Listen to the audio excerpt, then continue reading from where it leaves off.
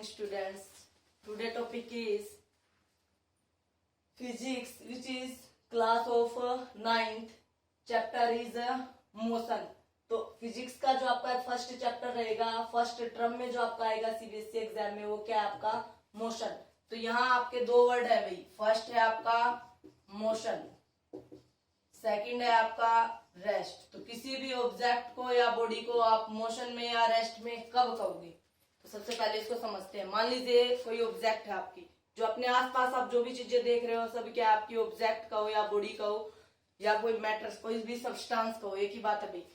तो कब आप लोग उनको मोशन में कहोगे, कब आप लोग उसको रेस्ट में कहोगे। मान लीजिए ऑब्जेक्ट आपकी यहाँ रखी है, कुछ टाइम तक यहीं रखी रही, तो टाइम के साथ इसकी पोजीशन चेंज हुई है क्या, नहीं हुई। मीन्स वो आपकी किस चीज में है, रेस्ट पे। अब मैं यहाँ खड़ी हूँ और यहाँ से कहाँ चली गई हूँ, इधर चली गई हूँ। मीन्स पहले मेरी पोजीशन ये थी, अब मेरी पोजीशन ये है। मीन्स मैंने टाइम के साथ क्या कर लिया भाई, पोजीशन चेंज कर लिया। मीन्स मैं किस चीज में हूँ, आपकी मोशन में।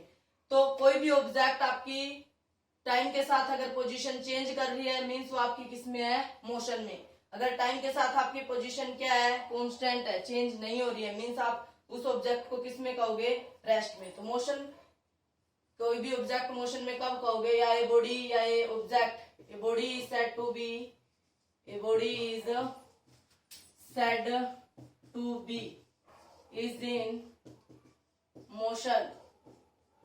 कोई भी ऑब्जेक्ट मोशन में है, आप लोग कब कहोगे, या कोई भी ऑब्जेक्ट आपकी किस में है, रेस्ट में, कब कहोगे भाई। If it's position change with respect to time,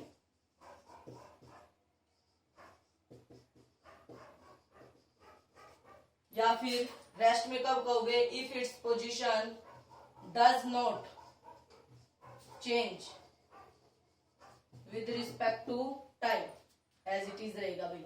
तो कोई भी ऑब्जेक्ट मोशन में कब होगी या रेस्ट में कब होगी भाई, अगर वो अपनी पोजीशन चेंज कर रही है एक जगह से दूसरी जगह जाने में टाइम के साथ, तो क्या आपका मोशन है। अगर वो अपनी पोजीशन चेंज नहीं कर रही है, मान लीजिए ऑब्जेक्ट है यहाँ थी पहले, फिर कहाँ चली गई है, किसी भी पॉइंट पे चली गई है, तो इसका मतलब एक जगह से उसने अपनी पोजीशन चेंज कर ली ना, और यहाँ से यहाँ जाने में उसको टाइम भी लगा होगा, तो मीन्स टाइम के साथ ही पोजीशन चेंज होगी। ये नहीं है कि टाइम आपका कांस्टेंट रहे और पोजीशन चेंज हो जाए, ऐसा पॉसिबल नहीं है भाई। तो एक जगह से दूसरी जगह जाने में जो आपको टाइम लगेगा और आपकी पोजीशन चेंज हो रही है टाइम के साथ, मीन्स आप लोग मोशन में हो। अगर आपकी पोजीशन चेंज नहीं हो रही है, मीन्स आप किस चीज में हो, रेस्ट में। क्वेश्चन अराइज होता है, if a body is in rest always, या if a body is in motion always. Can a body, अगर मैं आपसे पूछ रही हूँ, can a body motion as well as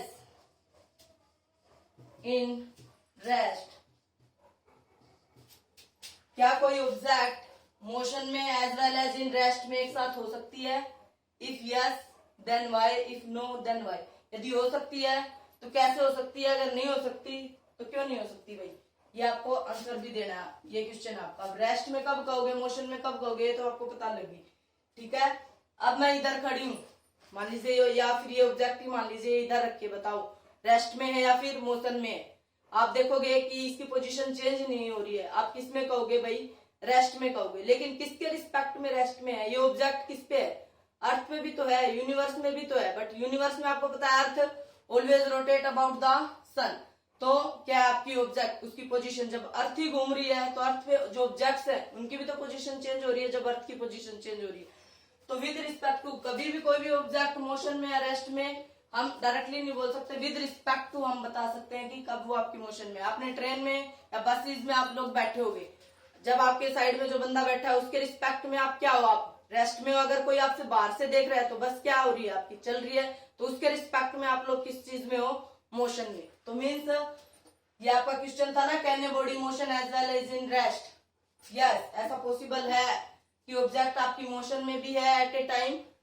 अगर मैं ये कहूं एट ए टाइम, एक ही टाइम में आप लोग रेस्ट में भी हो और मोशन में भी हो, क्या ऐसा पॉसिबल है? यस, पॉसिबल है। ये डिपेंड करेगा आपका रिलेटिव मोशन, ये relative with respect to, relative को या फिर विद रिस्पेक्ट टू, किसके रिस्पेक्ट में बात कर रहे हैं। अगर आप लोग ट्रेन में बैठे हो तो आपसे कहा जाए कि आप लोग रेस्ट में या मोशन में, तो आप लोग कहोगे कि किसके रिस्पेक्ट में बात चल रही है। अगर with respect to another person की बात करेंगे तो आप लोग किस में हो भाई, रेस्ट में हो। अगर with respect to outsider, outside से आपको कोई देख रहा है तो उसके रिस्पेक्ट में आप लोग किस में हो, मोशन में है। ठीक है भाई, यही है। अगर कोई ऑब्जेक्ट रेस्ट में है तो वो मोशन में इज ऑलवेज होगी, लेकिन अगर कोई ऑब्जेक्ट मोशन में है तो वो रेस्ट में हो, ऐसा पॉसिबल नहीं है। क्योंकि रेस्ट में है विद रिस्पेक्ट टू सराउंडिंग, क्या है आपकी मोशन में है, but with respect to room में रखी है तो रूम के रिस्पेक्ट में क्या रहेगी आपकी, रेस्ट पे रहेगी। ठीक है भाई, रेस्ट और मोशन आपका हुआ क्लियर। सिंपली अगर कोई ऑब्जेक्ट आपकी पोजीशन चेंज कर रही है टाइम के साथ तब आप लोग मोशन में कहोगे, अगर पोजीशन चेंज नहीं हो रही है टाइम के साथ तब आप उसको किस में कहोगे, रेस्ट में। ठीक है भाई, इतना हुआ क्लियर। नेक्स्ट देखो, चैप्टर था हमारा मोशन, इसलिए मोशन और रेस्ट दो चीजें मैंने बता दी हैं। नेक्स्ट आता है आपका, हम जितनी भी फिजिकल क्वांटिटी आएंगी फिजिक्स में उनको दो कैटेगरी में डिवाइड करेंगे भाई। एक होगी आपकी स्केलर क्वांटिटी, दूसरी होगी आपकी वेक्टर क्वांटिटी। दो फिजिकल क्वांटिटी, किसी भी फिजिकल क्वांटिटी को स्केलर कब कहोगे और वेक्टर कब कहोगे। हाँ भाई, which have magnitude only, 9th class के हिसाब से लिखवा रही उल्टा, विच हैव मैग्नीट्यूड ओनली। और वेक्टर क्वांटिटी किसको कहोगे, which have magnitude as well as direction, दोनों ही चीजें हो तब उस क्वांटिटी को आप लोग क्या कहोगे, वेक्टर क्वांटिटी। अब मैग्नीट्यूड क्या होता है भाई, अब मान लीजिए मैंने लिखा है 5 मीटर या 5 न्यूटन। मीटर किसकी यूनिट होती है आपकी, लेंथ की, और न्यूटन किसकी यूनिट होती है भाई, फोर्स की। 8th क्लास में आपने फोर्स बैलेंस्ड एंड बैलेंस पढ़ा भी होगा। ठीक है, तो ये जो आगे मैथमेटिकल जो आपको नंबर दिख रहा है ये क्या है, इसका मैग्नीट्यूड। और डायरेक्शन, आप मान लीजिए ऑब्जेक्ट है, किस डायरेक्शन में इसके ऊपर फोर्स लगा रहे हो, इधर से, आगे से या फिर पीछे से। ठीक है, तो ये क्या है आपकी डायरेक्शन ऑफ फोर्स। डायरेक्शन सिर्फ उन्हीं क्वांटिटी की होंगी जो वेक्टर होंगी। तो कौन कौन सी क्वांटिटी है, फॉर एग्जाम्पल लेंथ है, या कोई डिस्टेंस कह दो, या टाइम, पावर,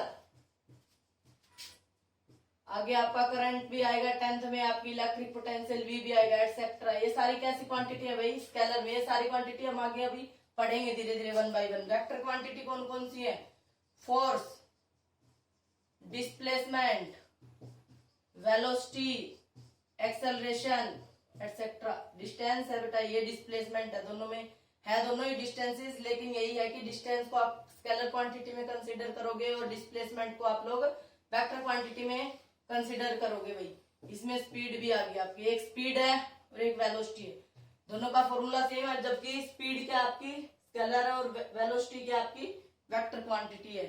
ठीक है भाई, तो आज हमने बेसिक्स देखा है 9th का भी। मैं कल आपको सीजीएस, एमकेएस जो यूनिट यूज होती है आपकी, एफपीएस, इनसे फैमिलियर करवाऊंगी। वैसे 6 से ही स्टार्ट हो जाती है आनी यूनिट्स, बट कई बच्चों का क्लियर नहीं होगा, इससे रिलेटेड मैं कल बताऊंगी भाई। तो ये आज हमने रेस्ट क्या होता है, मोशन क्या होता है, किसी बॉडी को कब रेस्ट में कहोगे, कब मोशन में कहोगे, स्केलर क्वांटिटी क्या होती है और वेक्टर क्वांटिटी क्या होती है, इतना पढ़ा। तो स्केलर जिनका सिर्फ मैग्नीट्यूड होता है, मैग्नीट्यूड क्या भाई, जिसके जो यूनिट लगी उसके आगे जो नंबर होता है उसी को आप लोग मैग्नीट्यूड की तरह ट्रीट करते हो। वेक्टर क्वांटिटी भाई डायरेक्शन, सिर्फ ये वेक्टर की होती है, स्केलर में ऐसा कुछ नहीं होता। ये जो क्वांटिटी मैंने लिखी है जो आपने सुनी भी होंगी, क्या पता नहीं भी सुनी हो, तो कंफ्यूज नहीं होना बेटा। 1 by 1 इनकी सबकी स्टडी हम करेंगे। ठीक है, तो ये आपको चारों की चारों चीजें क्लियर होनी चाहिए। थैंक यू भाई।